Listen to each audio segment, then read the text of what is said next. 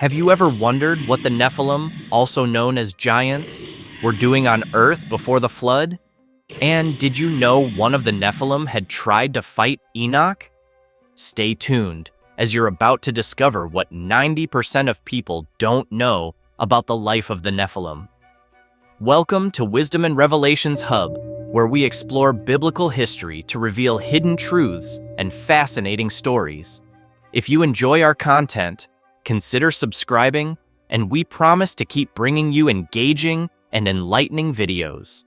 Now, in the beginning of time, God had given roles to each of his creations. Before the great flood, the Lord God had sent down 200 angels. He called these angels watchers because, obviously, their role was to watch over the humans. Now before the flood, and even before the watchers had come under the heavens, sin filled the earth. Because of this, God had said to these angels, "Go down to earth, oversee my mortal children, watch them and guide them from a distance, but never interfere with their affairs." Now, according to the Book of Giants, before the angels were even sent down to be watchers, they asked God, "What is man that you are mindful of him? Why do you care so much for these mortal beings?" The Book of Giants does not clarify God's answer, but God had given the angels an instruction to follow.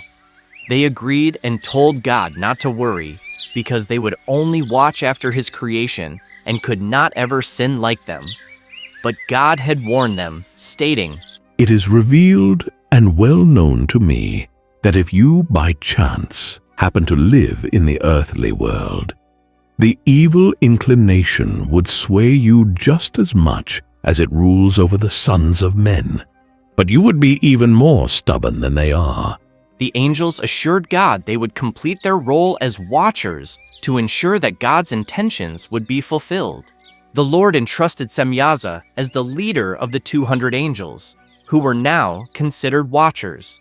It sounds simple enough. Your names are watchers, so watch after the human creation. Do not touch them or interfere. Just make sure they are following the will of God. But obviously, the simple things in life are not as simple as we think. While most people thought this would be easy, Semyaza and the other watchers did not. In fact, as soon as the watchers descended and saw the daughters of men and how beautiful they were, the leader Semyaza stated to his followers, "Come, let us choose wives from among the children of men and beget us children." The angels could not resist the beautiful mortal women. The fallen angels, also called the Watchers, came down from heaven and lusted after and mated with human women, who ended up giving birth to their offspring called the Nephilim.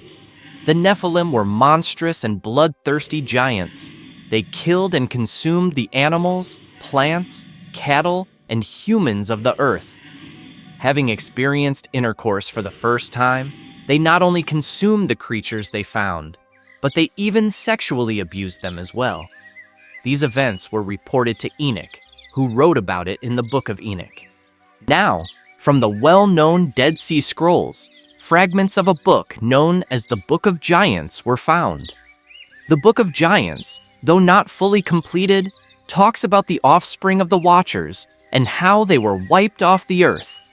According to the Book of Giants, after the 200 angels came down, they descended upon the mortal women, took them for wives, impregnated them with their seed, and shared with them the secrets of heaven. Even though all the Watchers were doing this, Azazel, a high-ranking Watcher, went a step further and taught the men how to fight, taught them how to make weapons, and taught them to wage war on each other. Forbidden knowledge of the heavens and the untold wisdom of the angels were told to many mortal women to charm them. The world was now filled with chaos. Wars were waged, rapes were committed, and the appetite of the Watchers overthrew the societal balance that mankind had so carefully cultivated. The Watchers populated the earth with Nephilim, who were half human and half heavenly beings. According to the Book of Giants, Semyaza, who was the leader of the Watchers, begat 2 giant sons, Oya and Haya.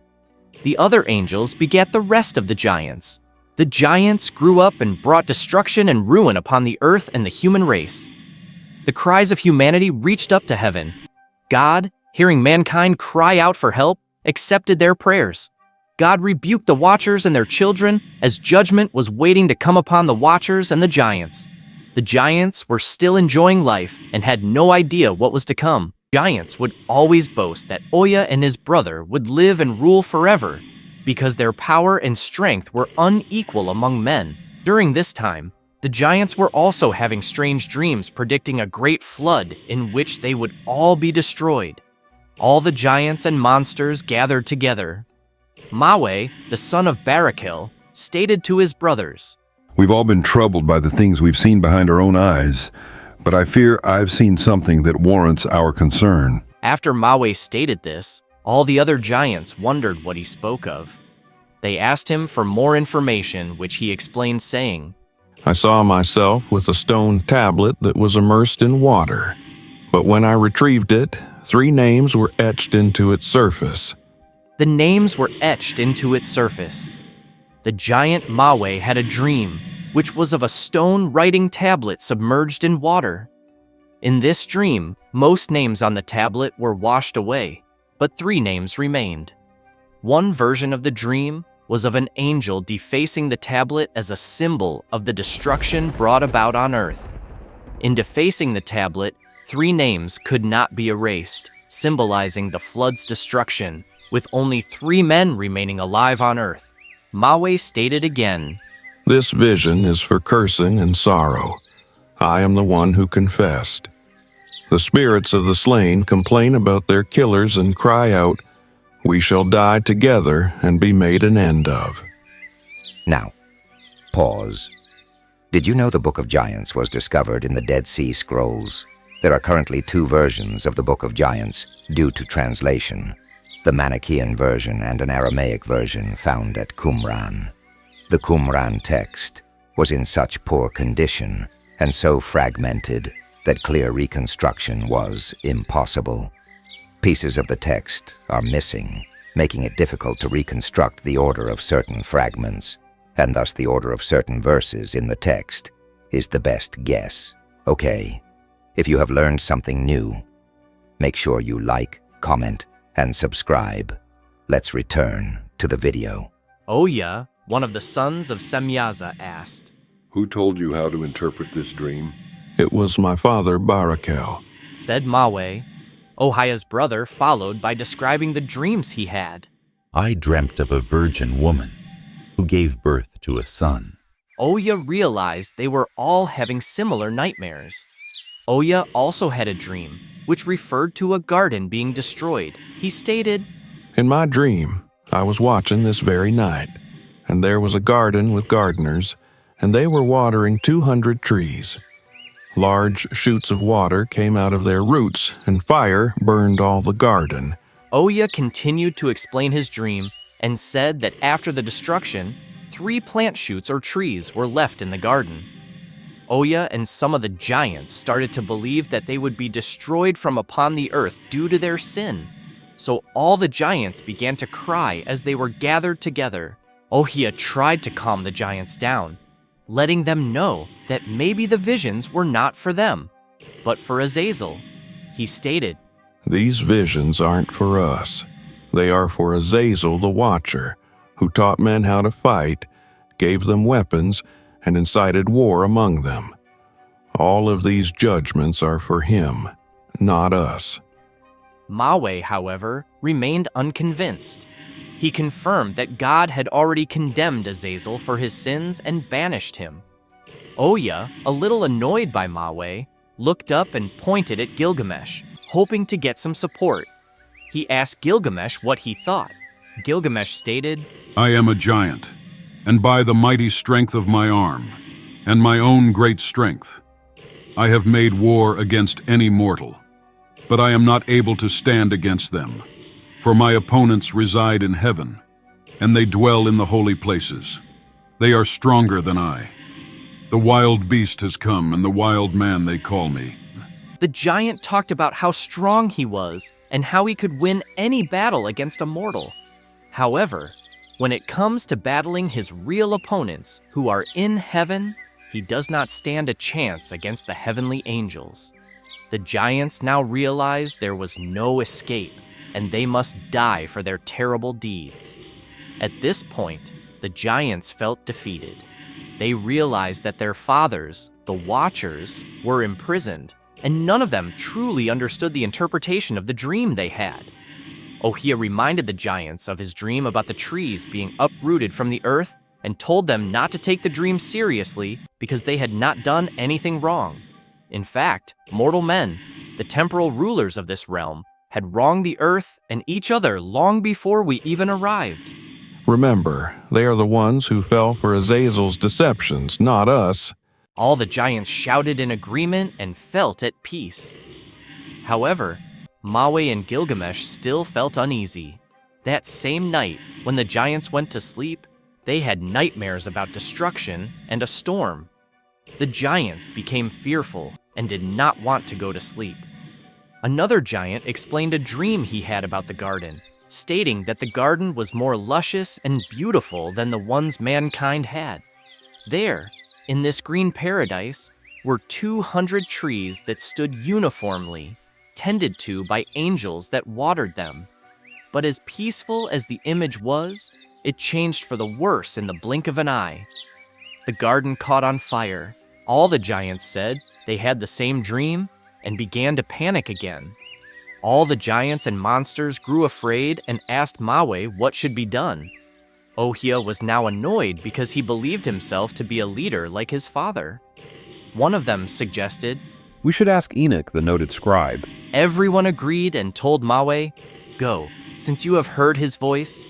He will interpret the dreams and tell us how long the giants have to live." So the giant Mahway, son of Barakil, went to seek out Enoch. As he flew, he heard a voice as the sun began to rise, warning him. The heavenly voice told him that if he flew too high, the sun would set his wings on fire. The voice told him he must descend. The voice guided him to Enoch. When Enoch saw him, he stopped him. Ma referred to this encounter as his second visit. Mahway asked Enoch to interpret the dreams. Enoch listened to the accounts of the dreams.